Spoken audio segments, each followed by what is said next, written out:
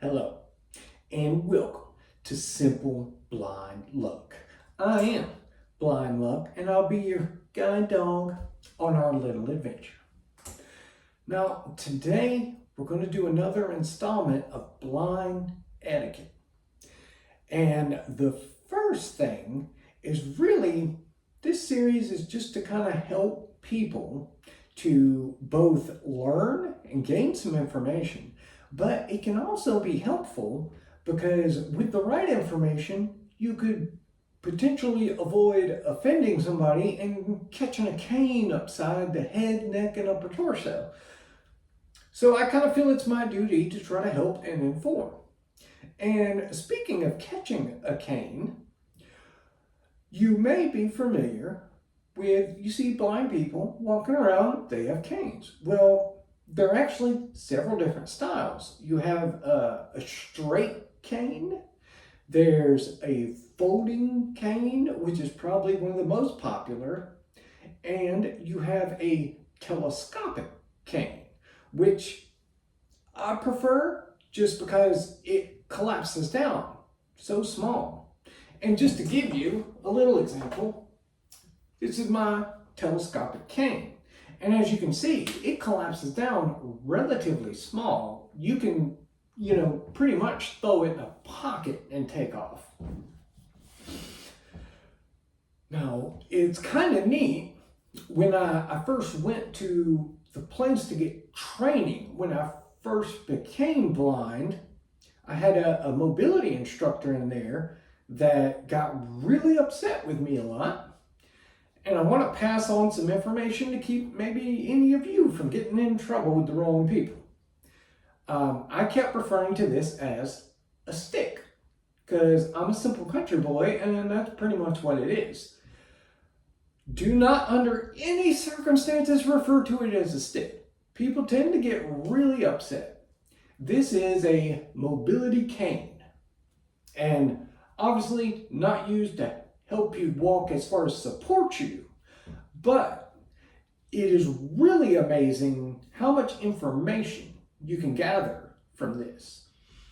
I discovered soon after using it, there are multiple kinds of tips you can put on the end. Some that are intended to do the stereotypical, what people think of with blind, the tapping.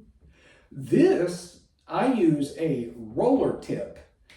And it actually, you don't tap with it at all. It does not come off the ground. It just stays on the ground and rolls back and forth. And that's helpful for me. But back to the amount of information you can gather. I was walking with it. It had rained the day before.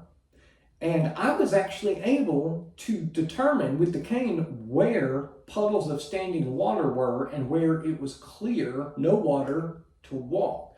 The amount of information you can gather from these is really, really crazy. And once you get accustomed to using it, it is really hard to traverse somewhere unfamiliar without it.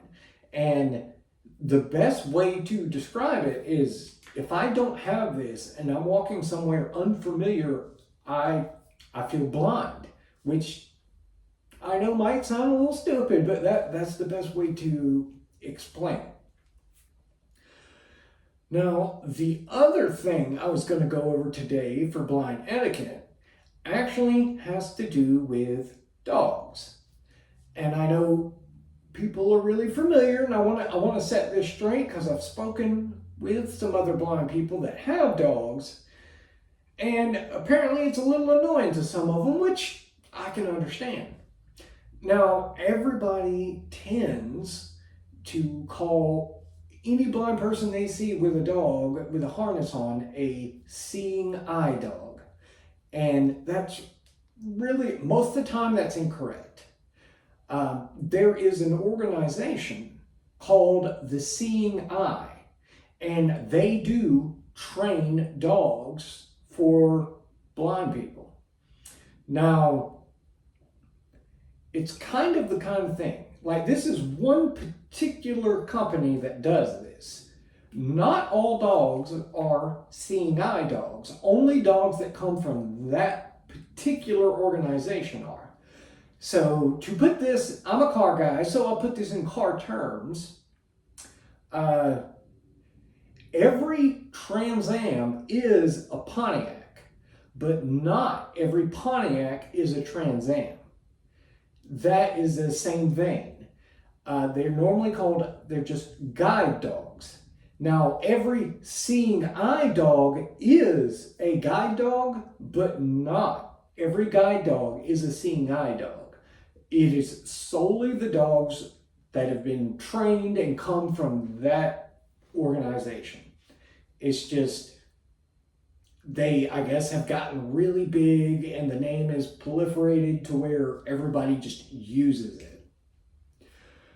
But people tend to get upset if you call their dog the wrong name and things like that, which, I mean, I can understand. Those are just going to be some quick tips for today on how not to, anger a blind guy and get a cane upside the head. But before we go, I will give you an on the bright side. And for today's on the bright side is, yeah, I'm blind. But you know what? When the power gets knocked out, it's really not that big of a deal for me. And with that, I will hear you later.